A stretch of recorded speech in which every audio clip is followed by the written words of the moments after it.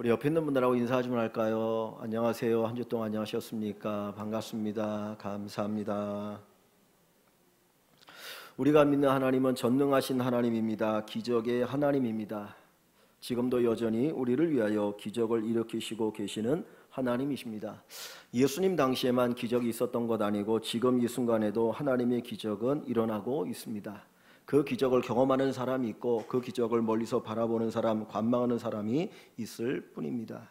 우리가 예수를 믿는다고 하면 하나님의 기적을 체험하고 살아있는 믿음을 가지고 살아가는 귀한 은혜를 누리기를 소망합니다.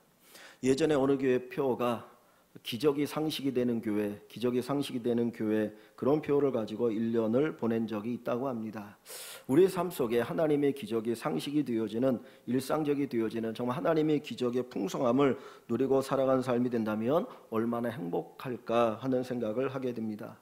예수님의 3년의 공생의 사역을 보면 전도하는 것과 가르치는 것과 병 고치는 일, 이 세 가지로 간략하게 말할 수 있습니다. 그런데 가르친다라고 하는 것, 아니 병 고친다라고 하는 것은 예수님이 의사이기 때문에 병 고침이 아니고 하나님의 전능하심의 능력으로 병을 고친 것이죠. 다시 말하면 기적입니다.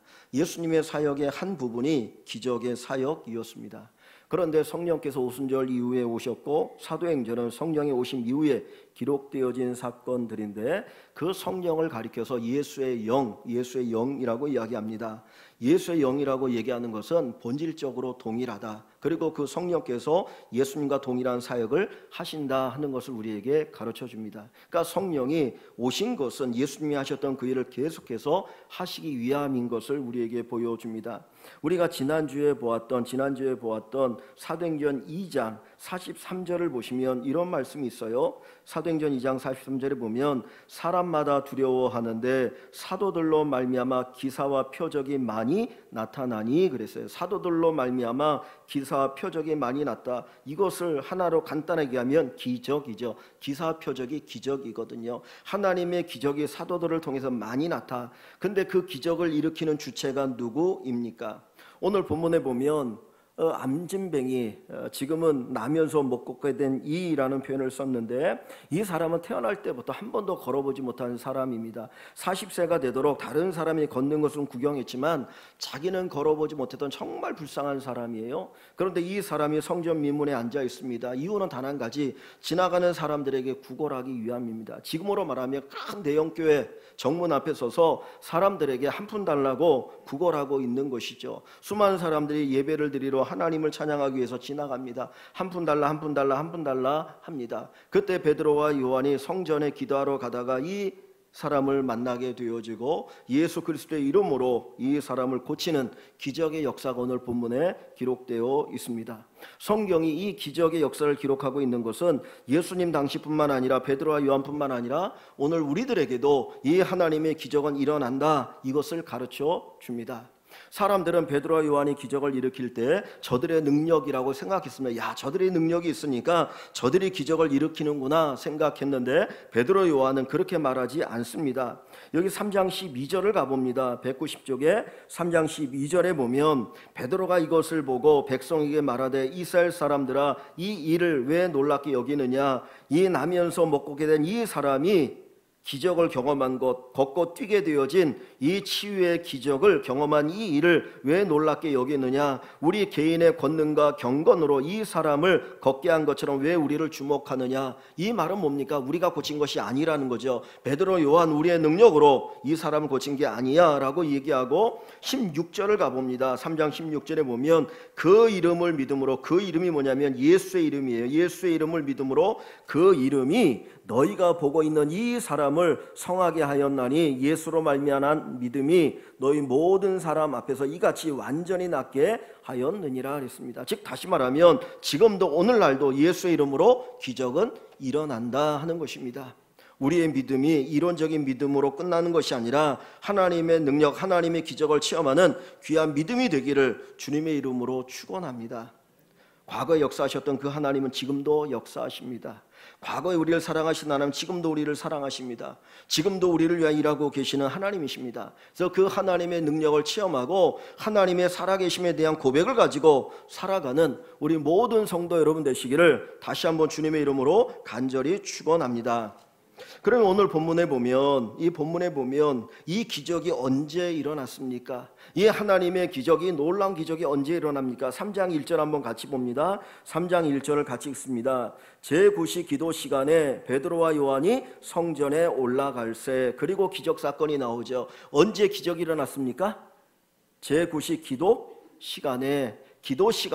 시간에 기적이 일어났습니다.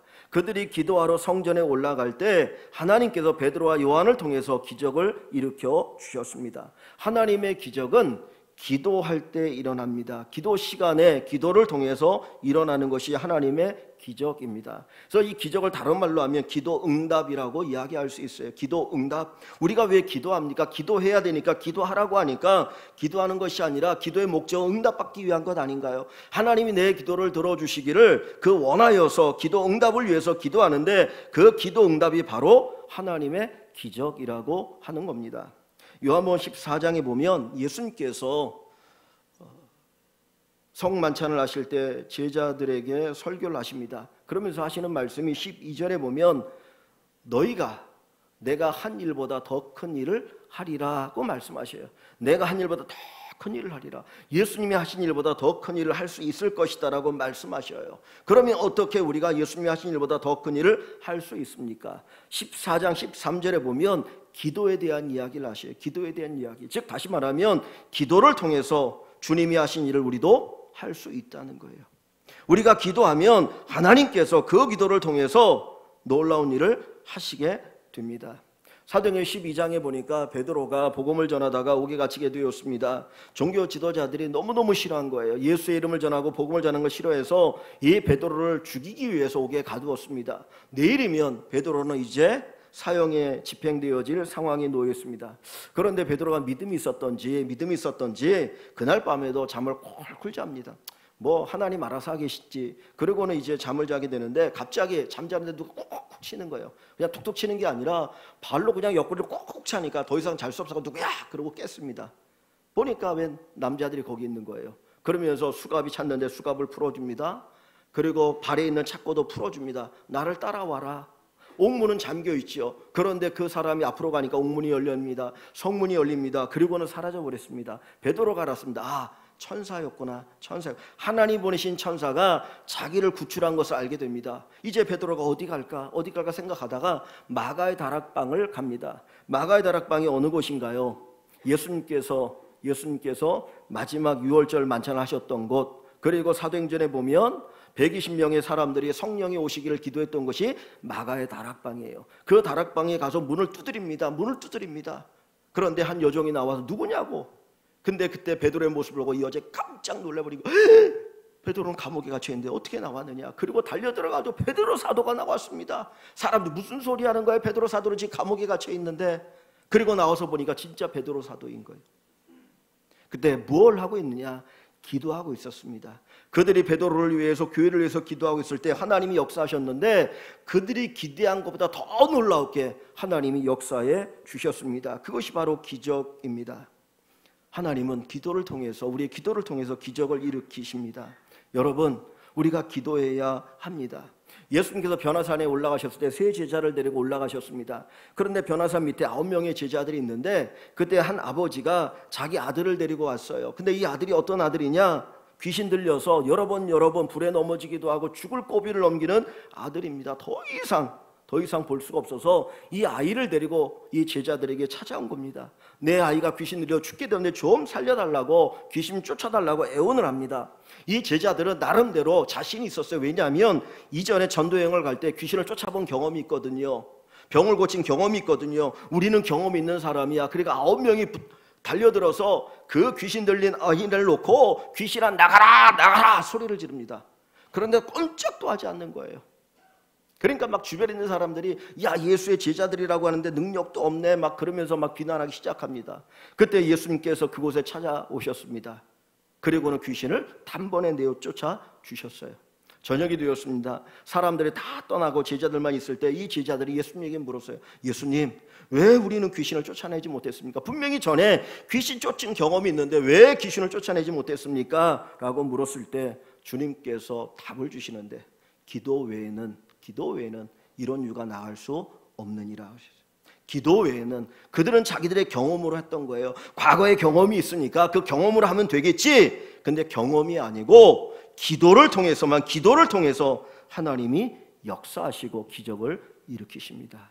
우리가 기도해야 되는 이유가 있어요. 하나님의 능력을 체험하기 위해서, 살아계신 하나님, 전능하신 하나님, 우리를 사랑하신 하나님의 능력을 체험하기 위해서 우리는 기도해야 합니다. 의무가 아니고 권리예요. 하나님의 능력을 체험하는 권리로서 하나님 우리에게 기도를 주셨는데, 그 기도를 통해서 하나님의 능력을 체험하시는 귀한 성도들이 되기를 주의 이름으로 축원합니다. 여러분, 기적을 체험하는 기도는 어떤 기도입니까? 어떤 기도가 기적을 체험하는 기도입니까? 오늘 본문에 보면 이 베드로와 요한이 제9시 기도 시간에 성전에 올라가 기도하러 올라갑니다. 근데 이들은 어느 날 갑자기 이때만 기도한 게 아니라는 거예요. 어디를 보시냐면 여기 2장으로 가봅니다. 2장 46절을 보세요. 2장 46절에 보면 날마다 마음을 같이 성전에 모이기를 힘쓰고, 날마다 마음을 같이 성전에 모이기를 힘쓰고, 이 그리스도인들이, 성도들이, 사도들이 날마다 성전에 올라갑니다. 무엇하게 올라가요? 하나님 앞에 기도하고 하나님의 말씀을 듣고 배우기 위해서. 그러니까 이들의 기도는 매일 드리는 기도예요. 그냥 가끔 문제가 있을 때 드렸던 기도가 아니고 매일의 기도, 그 매일의 기도를 통해서 하나님이 응답하시고 역사하십니다. 매일의 기도를 다른 말로 하면 기도 훈련이라고 이야기할 수 있어요. 훈련을 해야 힘이 생기고 능력이 생기고 근육이 붙습니다. 훈련하지 않으면 어느 순간에 시합에 나가면 안 돼요. 시합에 나가서 이기기 위해서는 훈련이 필요합니다. 왜 우리가 매일같이 기도해야 되냐면 그 기도가 훈련이기 때문에, 영적인 훈련이에요. 하나님의 능력을 힘입는 훈련이기 때문에 우리가 매일같이 기도하는 겁니다. 이 베드로와 요한이 매일같이 성전에 올라가서 기도했어요. 그렇다고 매일같이 기적이 일어났나요? 아니에요. 어느 순간 하나님이 기적을 일으키는 때가 있는 거예요. 우리가 매일 기도하면 그 순간 하나님께서 어느 때 하나님이 기적을 일으켜 주시는 것입니다. 이 베드로와 요한이 다른 날과 변함없이 성전에 올라갑니다. 그런데 여기 3절 말씀에 보면 그가 베드로와 요한이 성전에 들어가려 함을 보고 구걸하거늘, 평상시처럼 이 나면서 못 걷는 이 사람이 구걸을 하는 것이죠. 베드로와 요한에게도 한 푼 달라고 구걸을 합니다. 그랬더니 베드로가 뭐라고 합니까? 베드로가 요한과 더불어 주목하여 이르되 우리를 보라 하니, 그래서 주목하여 그를 보라고 합니다. 이 베드로와 요한은 날마다 그 성전에 들어가서 구걸한 사람을 만났던 사람이에요. 그런데 어느 순간, 어느 날, 바로 이 기적이 나는 이날 그 베드로의 마음에 감동이 생긴 거예요. 감동이 생겨서 그 나면서 못 걷는 그 사람을 바라보면서 우리를 주목하여 보라고 이야기를 하게 되어지죠. 즉 다시 말하면 매일 기도하는 사람에게 어느 날, 어느 순간 하나님이 기적을 일으키고자 하실 그때에 마음의 감동이 일어나게 되는 거예요. 지금 하나님 뭔가를 하기를 원하시는구나. 내 마음속에 그냥 그전에 갖지 못했던 그런 마음의 감동이 일어나게 되어지고, 그 감동을 통해서 하나님이 역사하시게 되어집니다. 이 베드로가 매일같이 성전에 올라갔습니다. 이전에도 성전에 올라갔었죠. 그런데 거기에 그 자리에 40년 동안 이 사람은 걷지 못하고 구걸하던 사람이기 때문에 몇 년 전에도 그 자리에 있던 사람이에요. 그런데 그런 감동이 없었어요. 그런데 그날 그 자리에서 그 사람을 보니 왜 이렇게 불쌍해 보입니까? 그 사람의 아픔이 왜 이렇게 보입니까? 평생 저 사람이 40세가 되도록 한 번도 걷지 못했다니 그 육체적 아픔이 얼마나 클까?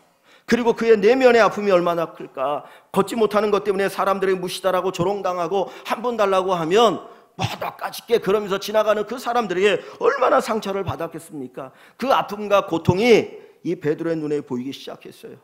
어머니가 이 아이를 낳고 걷지 못하는 그 아이를 낳고 얼마나 마음이 아팠을까? 그 가족의 고통이 다 보이기 시작합니다. 그래서 그 감동 속에서 이 기적의 역사가 일어나게 되는 겁니다. 그런데 여러분, 베드로는 원래 동정심이 많은 사람이 아니에요. 요한도 원래 동정심이 많은 사람이 아니에요. 이 복음서를 보면 이 베드로와 요한 그리고 제자들이 그 맹인을 봤을 때 예수님에게 뭐라고 말하냐면, 예수님, 저 사람이 맹인으로 난 것이 누구의 죄입니까? 그 맹인의 죄입니까? 부모의 죄입니까? 사실 어떻게 그런 생각의 질문을 던질 수가 있어요? 그 사람 맹인된 거 보면서 예수님 저 사람 너무너무 불쌍한데 예수님 능력 있잖아요. 좀 고쳐주세요. 그 얘기해야 되는 거 아니에요? 근데 제자들은 그렇게 말하지 않았어요. 저 사람이 누구의 죄입니까? 즉 다시 말하면 저놈은 죄인입니다. 그 생각을 가지고 있었던 거예요. 동정심이 없어요. 예수님을 따라다니는 제자들이 아닌 사람들 가운데 예수님의 이름으로 병을 고치는 사람들이 있었어요. 그 사람들이 예수님의 이름으로 병을 고쳤는데 병이 낫는 역사가 일어났는데 그 이야기를 누가 들었느냐? 요한이 들었어요. 우리가 사도 요한 하면 요한 1서에 보면 사랑의 사도라고 얘기합니다. 사랑하라 사랑하라 사랑을 얘기하는 사람이거든요. 그런데 이 요한이 그 사람들을 보고 뭐라고 말하냐면 야 너희는 우리처럼 예수님을 따라다니지 않는데 왜 병을 고쳐? 하지 마! 그러고 못하게 했거든요. 그리고 되게 자랑스러워했어요. 그때 예수님이 책망을 합니다. 그러니까 이걸 보면 이 베드로나 요한이나 제자들이 동정심이 많은 사람이 아니에요.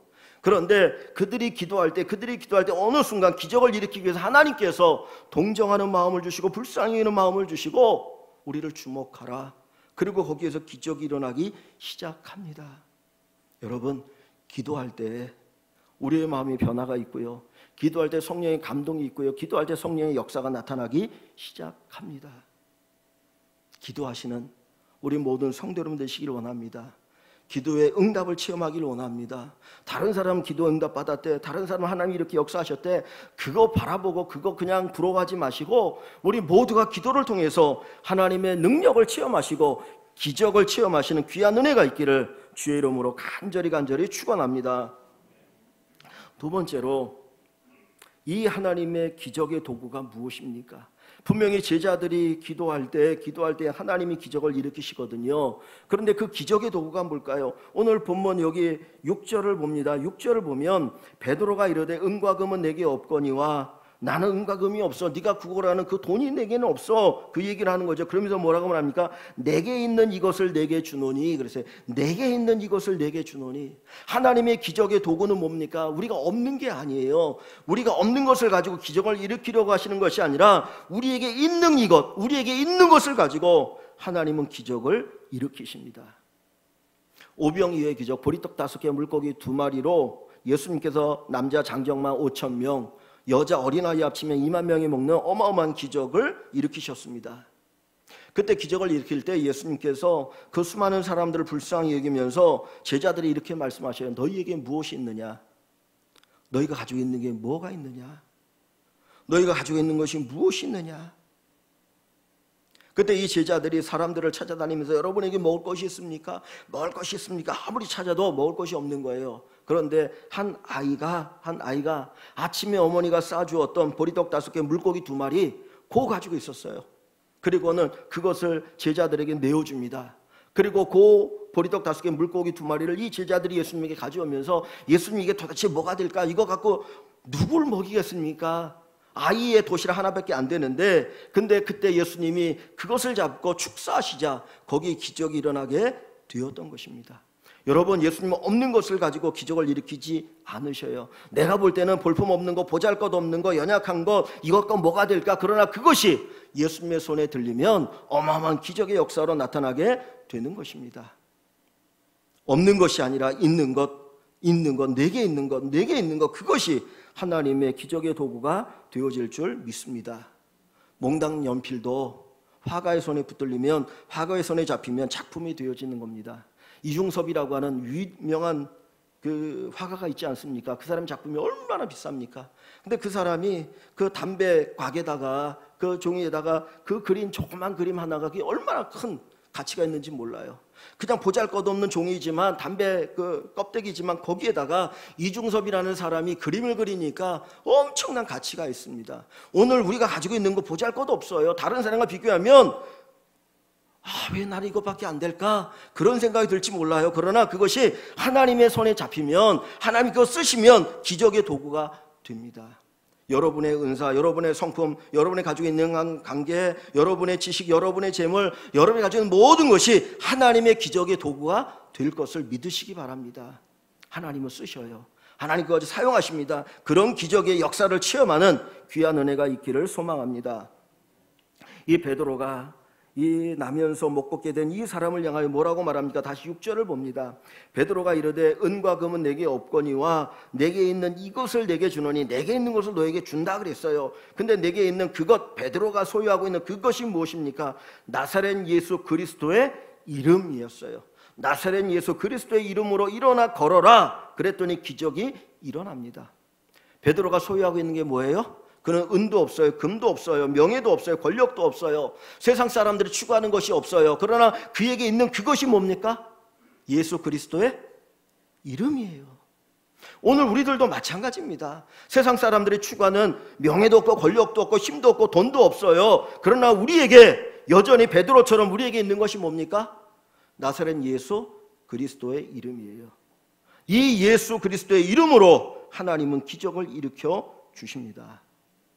여러분, 이 예수님이 내 안에 계시고 예수의 이름을 가지고 산다는 것 자체가 우리에게 큰 복이 되어짐을 믿으시기를 바랍니다. 아까 3장 12절에 그 베드로와 요한이 기적을 일으킨 것처럼 얘기하죠. 왜 우리를 주목하느냐 그러면서 16절에 그 이름 예수의 이름을 믿음으로 그 이름 예수의 이름이 너희가 보고 아는 이 사람을 성하게 하였나니 예수로 말미암아 난 믿음이 너희 모든 사람 앞에서 이같이 완전히 낫게 하였느니라 그랬어요. 예수로 말미암아 난 믿음, 그것과 예수의 이름 동일한 거 아닙니까? 예수님이 우리에게 주신 믿음이에요. 여러분에게 믿음이 있어요? 믿음이 있으니까 이 자리에 오신 거 아닙니까? 그죠? 하나님 여러분이 믿음 주셨잖아요. 아멘? 예, 여러분 하나님이 여러분이 믿음 주셨어요. 그 믿음은 단순히 내가 죽어서 천국 가는 믿음만이 아니에요. 천국 가는 만 믿음이 아니라 그 믿음은 지금 이 자리에서 하나님의 능력을 체험할 수 있는 믿음이에요. 그 티켓이거든요. 그러니까 베드로가 그 얘기를 하는 거예요. 너희 안에 있는 그 믿음, 예수로 말미암아 난 믿음, 즉 다시 말하면 예수님의 이름으로 이 사람이 고침을 받았어. 너희에게 이 이름이 있다면, 이 믿음이 있다면 바로 너희들도 하나님의 능력을 체험할 수 있어. 그것이 바로 베드로의 고백입니다. 여기 한번 4장을 가봅니다. 사도행전 4장 10절을 보시면 베드로가 설교 중에 이렇게 얘기합니다. 4장 10절 너희와 모든 이스라엘 백성들은 알아야 되는 거예요. 알아야 된다고 얘기하죠. 너희가 십자가에 못 박고 하나님이 죽은 자 가운데 살리신 나사렛 예수, 십자가 죽고 부활하신 그 나사렛 예수 그리스도의 이름으로, 그 그리스도의 이름으로 이 사람이 건강하게 되어 너희 앞에 섰느니라. 무엇으로? 그리스도의 이름으로. 그리스도의 이름으로. 4장 여기 뒷부분에 가봅니다.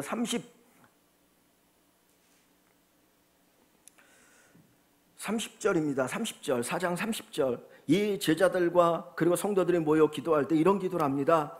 29절부터 볼게요. 주여 이제도 그들의 위협함을 굽어보옵시고 또 종들로 하여금 담대히 하나님 말씀을 전하게 하여 주시오며 손을 내밀어 병을 낫게 하시옵고 표적과 기사가 거룩한 종 예수의 이름으로 이루어지게 하옵소서. 예수님의 이름으로, 예수님의 이름을 선포할 때 그 표적과 기사가 나타나게 하옵소서 기도했더니 그 기도대로 하나님의 역사가 나타나게 되어집니다.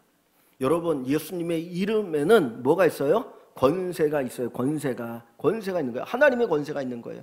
우리가 어디 갈 때 딱 가로막고 있습니다. 못 들어간다 그러는데 제가 누구 찾아왔습니다. 그리고 사장님의 이름을 대고 하면 들어갈 수 있는 길이 있어요.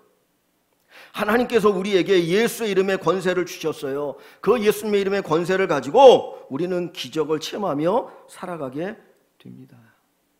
그래서 예수님께서 우리에게 이름을 주시고 내 이름으로 너희가 구하면 다 들어주리라. 사랑하는 성도 여러분, 예수님의 그 이름, 예수로 말미암아 난 이 믿음을 통해서 하나님의 기적을 체험하기를 주의 이름으로 축원합니다. 베드로가 이 예수님의 이름으로 선포하면서 일어나 걸으라고 하죠. 자, 7절을 봅니다. 7절에 보면 선포할 뿐만 아니라 베드로가 어떻게 합니까? 오른손을 잡아 일으키니 발과 발목이 곧 힘을 얻고 그랬어요. 선포만 한 것이 아니라 그 나면서 못 걷게 된 이 사람의 오른손을 잡아 일으켰습니다. 그랬더니 어떻게 돼요? 기적이 일어났어요. 그냥 선포만 하지 않고 이 베드로는 믿었어요. 내가 선포할 때, 예수 이름으로 선포할 때에 하나님이 역사하셔서 기적을 일으키실 것이야. 그 믿음을 가지고 오른손을 잡아 일으킵니다. 선포에 행동하는 믿음이 여기에 있죠. 그 믿음으로 믿고 행동합니다. 그랬더니 이 사람이 걷는 기적을 경험하게 됩니다. 하나님의 역사는 죽은 믿음이 없어요. 행동하는 믿음, 살아있는 믿음에 하나님의 기적이 일어나게 됩니다. 예수님께서 우리에게 기도하라고 말씀하시죠. 그죠? 기도하라고 산상수훈에 얘기하시는데 그 기도를 이렇게 표현합니다. 구하라, 찾으라, 두드리라. 구하라, 찾으라, 두드리라. 구하라, 찾으라, 두드리라. 뭐 하는 거예요? 행동하는 거예요. 내가 기도하면서 행동하는 것이 구하라, 찾으라, 두드리라예요. 그냥 기도만 하고 가만히 있는 게 아니라 들어주시면 들어오고 말면 말며가 아니라 하나님이 내가 기도했으니 하나님께서 응답하신 약속했으니 하나님께서 들어주실 거야 라고 하는 그 믿음 속에서 구하고 찾고 두드리는 행동을 할 때 거기에 하나님의 역사가 나타나기 시작합니다. 여러분, 우리의 믿음이 행동하는 믿음이 되길 원합니다. 믿음은 그대로 하십시오. 믿었으면 그대로 하십시오. 그래서 요한 1서에도 보면 받은 줄로 믿어라. 기도했으면 받은 줄로 믿으라 그래요. 받은 줄로 믿어라. 왜 기도와 믿는 것이 구별됩니까? 이 베드로와 요한은 믿었어요. 하나님께서 응답해 주신다, 역사하신 걸 믿었기 때문에 그 사람의 손을 잡아 일으켰습니다. 보통 사람 같으면 일어나 걸어라 그러고도 못 잡아 일으켰을지 몰라요. 왜? 내가 딱 잡아 일으켰는데 또 주저앉으면 어떻게 할까? 근데 베드로는 믿었어요. 믿었더니 어떻게 해요? 발과 발목에 힘을 얻고 걷고 뛰게 되어진 것입니다. 우리가 기도합니까? 믿음으로 움직이십시오. 믿음으로 행동하십시오. 믿음으로 행해 보십시오. 그러면 거기에 하나님의 기적이 일어납니다. 우리가 이 믿음을 가질 때 우리의 손이 예수님의 손이 되고 우리의 발이 예수님의 발이 되어서 우리 안에는 그 믿음의 역사를 체험하게 되어질 줄 믿습니다. 예수님의 이름으로 하나님의 기적을 체험하시는 우리 귀한 성도들 되시기를 주의 이름으로 다시 한번 축원합니다. 세 번째로, 이 하나님의 기적이 일어나면 어떻게 됩니까? 하나님의 기적이 일어나면 어떤 역사가 나타나게 됩니까? 이게 8절과 9절을 봅니다. 8절과 9절 말씀 한번 같이 읽어봅니다. 8절, 9절. 뛰어서서 걸으며 그들과 함께 성전으로 들어가면서 걷기도 하고 뛰기도 하며 하나님을 찬송하니 모든 백성이 그 걷는 것과 하나님을 찬송함을 보고 아멘. 자, 여기 8절에 뛰어서서 걸으며 그들과 함께, 그들이 누구예요? 그들이 누군가요? 그들은 누군가요? 베드로와 요한이죠. 베드로와 요한, 지금 자기를 고쳐준 하나님의 능력으로 자기의 기적을 일으키는 도구로 쓰임받은 베드로와 요한과 함께 어디로 들어갑니까? 성전으로 들어가면서, 그래서 성전으로 들어가면서 이 40년 동안 걷지 못했던 안짐에 살았던 이 사람이 걷게 되었어요. 뛰게 되었어요. 그럼 제일 먼저 누구에게 가보고 싶을까요? 아내가 있다면 아내에게, 부모님이 있으면 부모님에게 자기 집으로 뛰어가고 싶지 않겠습니까? 여보, 나 걷게 되었어. 어머니, 나 걷게 되었어요. 그리고 거기로 뛰어갈 것 같은데 거기로 뛰어가지 않고 이 사람은 어디로 갑니까? 성전으로 들어가면서 그래요. 성전으로 들어가면서. 이 사람은 매일같이 구걸하지만 그는 성전 문 앞에만 앉아있었던 사람이지 한 번도 성전에 들어가 본 적이 없는 사람이에요. 왜냐하면 장애인은 성전에 들어갈 수가 없었어요. 장애인은 저주받은 자처럼 생각했기 때문에 성전에 들어갈 수가 없었어요. 그는 성전 미문에 앉아서 들어간 사람들을 부러워하면서, 야, 저 사람은 걸을 수도 있고 뛸 수도 있고 성전에 들어가 예배 드릴 수도 있는데 나는 뭔가 그냥 성전 미문에 앉아서 자기 인생을 한탄했던 사람입니다. 그런데 하나님이 기적을 일으키셔서 그로 하여금 걷고 뛰게 하니까 그가 제일 먼저 어디로 갑니까? 성전으로 들어간 거예요. 성전으로, 하나님의 품으로, 예수님의 품으로 들어갔다는 것. 다시 말하면 예배 자리로 나왔다는 거예요. 하나님이 내게 기적을 일으켜 주셨을 때, 하나님 놀라운 은혜를 주셨을 때 우리는 제일 먼저 어디로 가야 돼요? 하나님 품으로, 예수님의 품으로, 하나님의 전으로 나와야 돼요. 이것이 바로 기적의 목적이 됩니다. 우리가 놀라운 일을 경험하고 큰 복을 받았는데도 우리의 믿음을 잃어버린다면 그거는 하나님의 역사에 대한 참모습이 아닙니다. 진짜 하나님이 내게 주신 은혜, 내가 다른 사람보다 더 많은 은혜를 받았습니까? 더 큰 축복을 받았습니까? 그렇다면 우리가 어디로 들어가야 돼요? 하나님의 품으로, 하나님의 품으로 들어가야 합니다. 너무나 많은 사람들이 이 나면서 못 갖게 된 이 사람처럼 성전 문에는 와 있지만 그 안으로 들어오지 못한 사람들이 많아요. 하나님 원하시는 것은 안으로 들어오라는 거죠. 안으로 들어와라. 안으로 들어와라. 하나님께서 우리에게 기적을 체험하게 하시는 이유가 어디 있습니까? 우리가 기적을 갈망하는 이유가 어디 있습니까? 기적 그 자체뿐만 아니라 그 기적을 통해서 우리의 믿음, 이론적인 믿음이 체험적인 신앙이 되는 것. 정말 하나님 진짜 살아계셔요. 제가 경험했어요. 하나님이 살아계셔요. 하나님 은혜 하나님이셔요. 하나님 전능의 하나님이요. 그것을 고백하는 것이 기적의 목적입니다. 그래서 이 목적이 이루어지는 그런 은혜, 그런 기적, 그런 하나님의 능력을 체험하는 우리의 삶이 되기를 소망합니다. 이 사람이 기적을 경험하고 제자들과 함께 성전으로 들어가죠. 그러면 걷기도 하고 뛰기도 하며 무엇을 하나요? 하나님을 찬송하니. 하나님을 찬송하니. 9절에 모든 백성이 그 걷는 것과 하나님을 찬송함을 보고 하나님을 찬송합니다. 여러분, 이 안진뱅이가, 제가 안진뱅이라고 해도 양해 부탁드립니다. 이 사람이 40년 동안 살아가면서 하나님을 찬송했을까요? 하나님 찬송했을까요? 어머니가 낳았습니다. 세상에 태어났습니다. 그리고 오시기서 자기를 보니까 다른 사람은 걷는데 자기는 못 걷는 거예요. 다른 사람은 걸어다니는데 자기는 기어다녀야 돼요.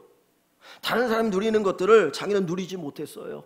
그런데 그것도 불행이고 그것도 힘들고 괴로운데 사람들이 이야기합니다. 저 사람 하나님께 저주받았나 봐. 하나님 저 사람 저주했나 봐. 그러니까 장애로 태어났지. 그리고 그 사람에 대해서 얼마나 많은 사람들의 비난이 있었는지 몰라요. 그때 이 사람의 마음속에 무슨 생각이 있습니까? 야, 나는 저주받은 인생인가? 나는 저주받은 인생인가? 왜 태어나서 이렇게 저주받은 인생으로 살아가지? 얼마나 하나님에 대한 원망과 불평이 있겠습니까?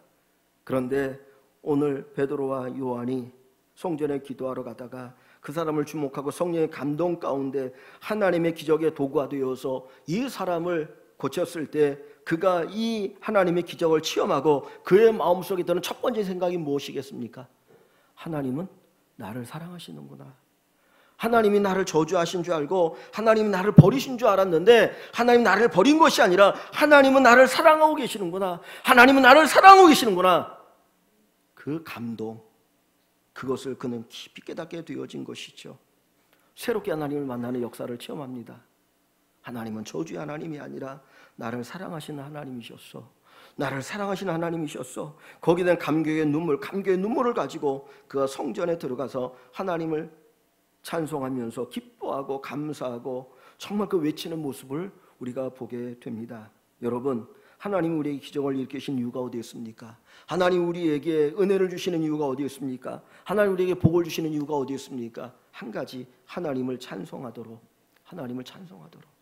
내 하나님, 나에게 은혜 주신 하나님, 나를 구원하신 하나님을 찬송하도록 하나님께서 우리에게 은혜와 복과 기적을 일으켜 주시는 줄 믿습니다. 10명의 나병 환자들이 예수님 앞에 나옵니다. 우리를 불쌍히 여겨달라고 갈망합니다. 그때 예수님께서 하시는 말씀이 제사장에게 너희 몸을 보여라 그랬어요. 이 10명의 나병 환자가 제사장에 자기들의 몸을 보이기 위해 가다가 자기들의 몸이 나은 것을 거기에서 발견합니다. 와, 몸이 나았다. 이제 내가 정상인이 되었어. 그리고 그들은 기뻐합니다. 그리고 다 각기 제 길로 가는데 그 중에 한 사람 예수님께 돌아오면서 하나님께 찬송하고 감사합니다. 하나님께서 병을 고치신 이유가 어디 있습니까? 바로 그 모습을 보기 위함입니다. 그래서 예수님 말씀하시죠. 9은 어디 갔느냐? 9은 어디에 갔느냐? 여러분, 우리가 하나님의 은혜를 받는 것 귀합니다. 그런데 그 은혜를 통해서 하나님 앞에 감사의 찬송을 드릴 수 있고 기쁨의 찬송을 드릴 수 있고 영광의 찬송을 드릴 수 있는 사람이 진짜 최고의 축복을 받은 사람입니다. 사실 우리는 언제나 다 떠나게 되어 있어요. 다 떠나게 되어 있어요. 돈 많은 사람도 돈 없는 사람도 다 떠나게 되었습니다. 그 나중에 보면 아무것도 아닙니다. 인간이 죽을 때 내가 명예가 없었다, 그것 때문에 후회하는 사람 없어요. 권력이 없었다고 후회하는 사람 없어요. 돈이 없었다고 후회하는 사람 없어요. 그거 떠날 때 아무것도 아닙니다.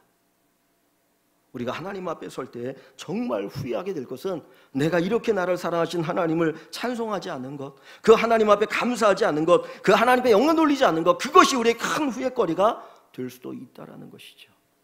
하나님이 왜 우리에게 기적을 보여주십니까? 하나님이 전능하신 하나님이라는 것, 네가 믿는 나는 전능한 하나님이야. 온 세상을 창조한 하나님이고 너의 구원자이고 너의 인생을 책임지는 하나님이야. 이것을 보여주시기 위해서 우리에게 기적을 일으켜 주십니다. 그런데 그 전능하신 하나님이 나를 사랑하신다는 거예요. 그 전능하신 하나님이 여러분을 사랑하신다는 거예요. 그 하나님이 여러분을 사랑하셔서 여러분을 위해서 일하고 계시고 기적을 행하고 계십니다. 우리가 이것을 깨닫고 어떻게 해요? 감사하고 찬송하고 하나님께 영광을 돌리게 됩니다. 오늘 10절 말씀에 보면 이 사람이 기적을 경험했을 때 어떤 일들이 일어납니까? 그가 본래 성전 민문에 앉아 구걸하던 사람인 줄 알고 그에게 일어난 일로 인하여 심히 놀랍게 여기며 놀라니라 그랬습니다. 그런데 이 이야기를 2장 47절에 이렇게 표현하고 있어요. 2장 47절에 보면 하나님을 찬미하며 또 온 백성에게 칭송을 받으니 주께서 구원받는 사람을 날마다 더하게 하시니라. 이 사람이, 이 장애인이 하나님의 기적을 경험하고 나니까 사람들이 그것을 보면서 놀랍게 여깁니다. 야, 하나님이 살아계신가 봐. 하나님이 역사하시네. 정말 그 예수가 하나님의 아들, 우리의 구원자이구나. 그리고 놀랍게 여기면서 그들이 어떻게 해요? 하나님께로 돌아오기 시작한다는 거예요. 3,000명, 5,000명 수많은 사람들이 예수 믿고 구원받는 역사가 일어나게 되는 것입니다. 하나님은 우리가 하나님을 세상에 보여주는 사람으로 쓰기를 원하셔요. 그것이 바로 기적의 역사이죠. 그 기적을 통해서 우리 안에 하나님이 일하고 계신다라고 하는 것을 세상 사람들로 하여금 보게 하시고 그것을 통해서 하나님께 돌아온 역사가 일어나게 하십니다. 성도 여러분, 우리는 언제든지 얼마든지 기적을 경험할 수 있는 사람들입니다. 우리가 기도할 때 하나님 기적을 일으켜 주십니다. 예수의 이름, 우리 안에 있는 예수의 이름, 예수로 말미암아 난 그 믿음이 우리 안에 엄청난 기적을 일으킬 줄 믿습니다. 우리로 하여금 하나님을 찬양하도록, 하나님을 높이도록 하나님 우리 안에 기적을 일으켜 주실 줄 믿습니다. 2023년도를 시작하면서 여러분 안에 하나님이 놀라운 기적의 역사가 일어나길 원합니다. 남을 부러워하는 것 아니라 야, 저 사람은 예수를 믿고 진짜 복 받았어. 저는 하나님의 능력을 체험해서 하나님이 저 사람 역사하셨네. 그거 부러워하는 인생이 아니고 내가 그거 진짜 체험하고 하나님 날 이렇게 사랑하셔. 다른 사람들에게 간증할 수 있는 그런 축복이 우리 모든 성도들에게 있어지시기를 주님의 이름으로 간절히 축원합니다.